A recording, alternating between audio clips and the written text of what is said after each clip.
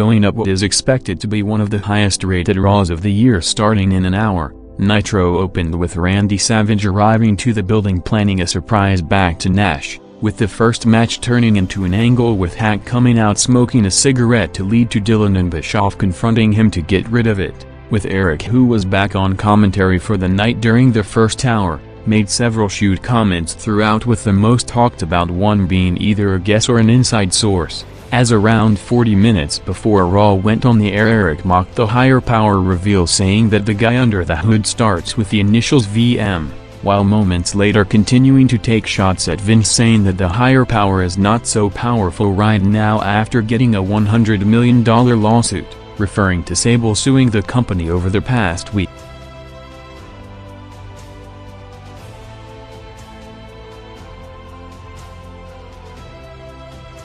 Nitro had a Flair and Benoit backstage conversation next, with Flair trying to talk Benoit back into the Horsemen, offering him a tag titles shot, with Flair and Benoit teaming against Page and Bigelow later tonight. With Bill Goldberg off television for the past month after undergoing knee surgery, Goldberg's dispute with the company over an improved contract continued during the week, with him publicly talking about his current status, saying that he wants to be compensated in comparison to his worth in the company, while talking about the direction of his character over the last few months, telling the company good luck in finding the next guy to duplicate his rise in the last year, with Bischoff, who as a result of being forced into negotiations again had major heat with Goldberg's agent, responding to the Goldberg interview saying that they're currently not negotiating and Goldberg is in the first year of a contract signed just last year.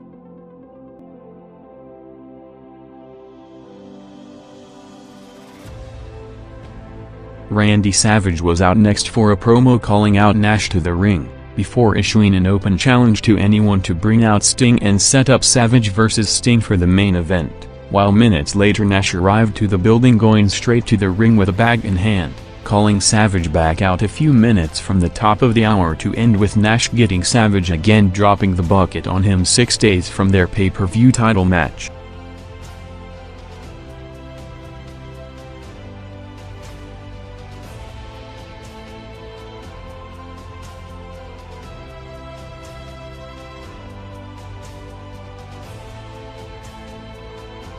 Nitro crossed over the top of the hour with the end and the replay of the Savage-Nash segment, along with Ric Flair and Chris Benoit teaming up against Page and Bigelow for the tag titles, going 13 minutes with Flair after talking Benoit into the match in the earlier segment, turning on him for the finish to bring out Saturn to take his place and win the tag belts, to a big reaction, as Nitro's first opposed quarter, with the end of the Nash-Savage segment in the following tag match did the show peak 3.7 rating and the only segment not to be more than doubled by Raw.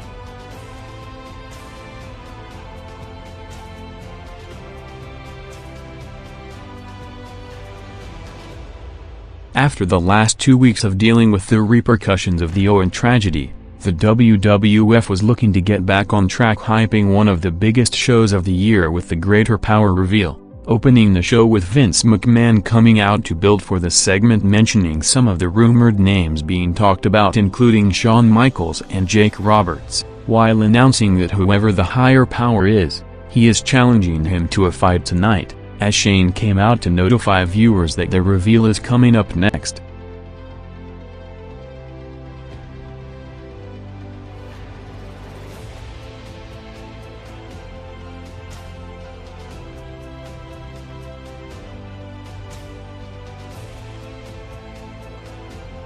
As Raw had its most hyped segment of the night taking place already at 9:15 p.m., Nitro featuring the end of the opening tag match in the first half of another hardcore cruiserweight tag match, saw the numbers dropping from a head-to-head show high 3.7 rating to a show low 2.5.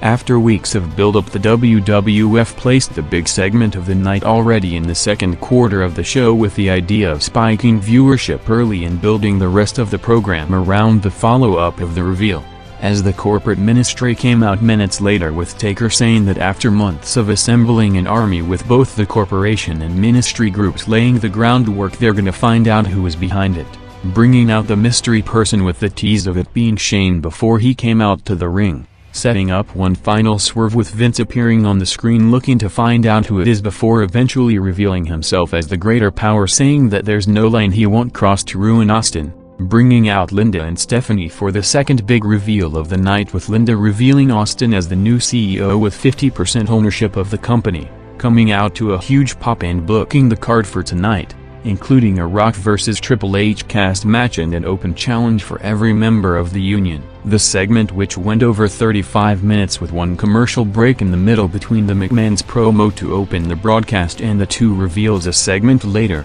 drew a big 7 rating, gaining over 2.2 million viewers for the duration of it.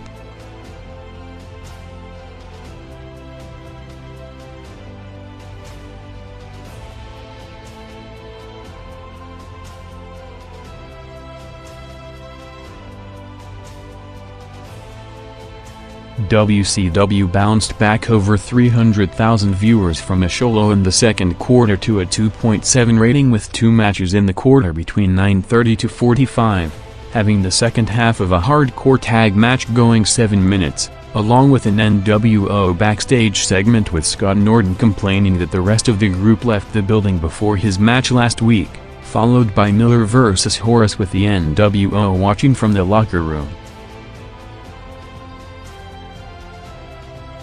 Raw's Greater Power segment crossed over into the third quarter of the show, with Austin in addition to the card for tonight booking himself in a handicap match against Vince and Shane for the King of the Ring pay-per-view, followed by Linda giving Austin a briefcase of beer on his first night of running the company, with Raw, which featured a tag titles match between the Acolytes and the Brood going 4 minutes for the rest of the quarter, maintained almost the entire audience with a 6.8 rating coming off the massive viewership spike for the previous segment.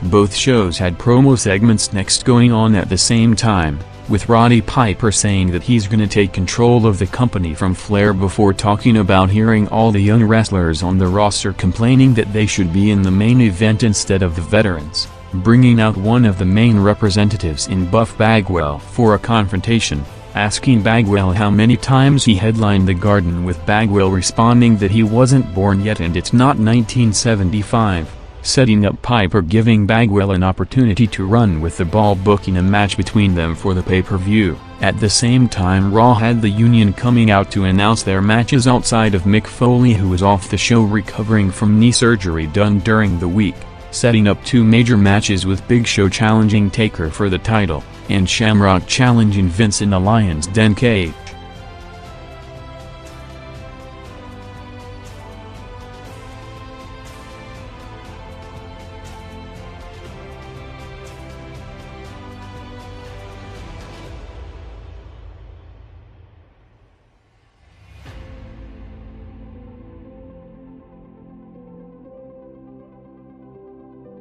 Nitro's big talking point of the show came at the start of the third hour as Nash was about to leave the building before being lured into Randy Savage's limousine, while a white Hummer crashed it 3 times before driving away with the identity of the driver still unknown, leading to anticipation for the reveal of the driver, with Bischoff, who already left the commentary table by the time of the Nash Savage segment and was on a live WCW website chat at the same time, hinted that the driver might be Sable, who just left the WWF on bad terms and filled an over $100 million lawsuit against the company, claiming that McMahon breached the contract agreed with the company last August along with the edgy direction of the product and her TV character, as Sable, who shot her second Playboy magazine weeks earlier, combined with her being one of the biggest viewership movers in the business since the start of the year, led to speculation on her potentially signing with WCW and finishing the legal issues against McMahon.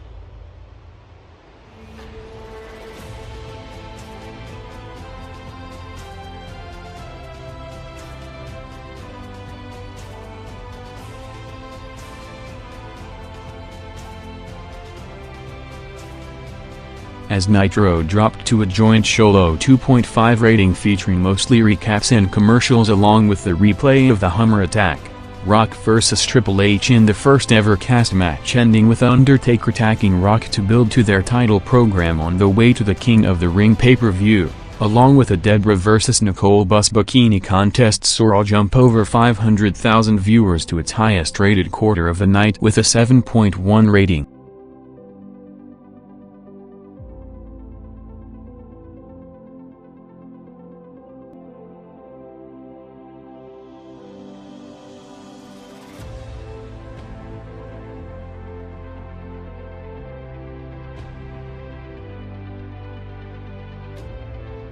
The Steiner brothers were out next on Nitro, cutting a promo on Sting and Luger and challenging any team to come out and face them. Scott, who has been out of the ring since the Slamboree pay-per-view with a series of shoulder and back injuries, was working through a severe back injury over the last year, with him not wanting to take time off while in the middle of him being elevated to one of the biggest stars in the company, while also being reluctant to go through back surgery which will keep him out of the ring for almost a year. WCW, which was trying to work around the TNT restrictions to compete with the WWF product, including on the night with cigarettes, car attacks and more leeway on the language, officially announced 2 crossover deals, with Dennis Rodman returning to the company for the first time since being involved in one of the biggest pay-per-views in company history last July, along with rapper Master P, who is scheduled to be part of the Conan vs. Kurt Hennig Battle of Music Styles angle. In addition to the signing announcements, Eric Bischoff on the WCW website interview talked about a number of topics, including defending Nash's role as the head booker of the company, saying that Nash needs time and had to deal with injuries, contractual issues and the challenge of writing 7 hours of television per week. Bischoff also responded to claims that the WWF stunt crew at the Over the Edge pay-per-view were the same as the WCW crew, saying that while they did cancel a Sting entrance that was scheduled for the day after the Owen incident, WCW's team are all qualified and experienced with several safety precautions.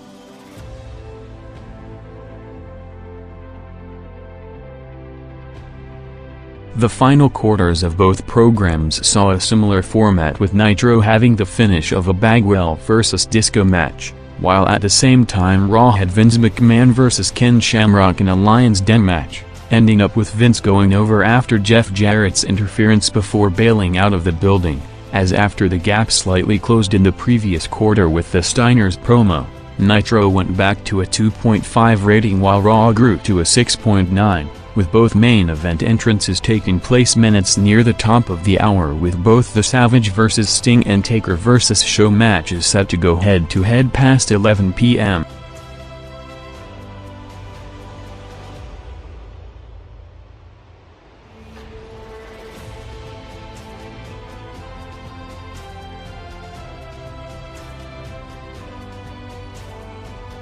Nitro's Randy Savage vs. Sting main event saw WCW's biggest viewership spike of the night, jumping over 1.2 million viewers to a 3.5 rating in the overrun, ending with the Steiners and Luger interfering for the finish, with the show going off the air with the Savage vs. Nash Great American Bash main event in question following the Hummer attack. Raw's main event of Taker vs. Show match for the title went 7 minutes through the 5-minute overrun, ending with Big Show choke slamming Taker through the ring, gaining over 600,000 viewers to peak the night with a 7.3 rating, as Raw, driven by 3 big quarters, doing over a 7 rating, along with the intriguing broadcast that maintained the massive audience throughout, drew the second highest competitive rating in show history, only behind the Owen Hart tribute show 2 weeks earlier with a 6.7 rating.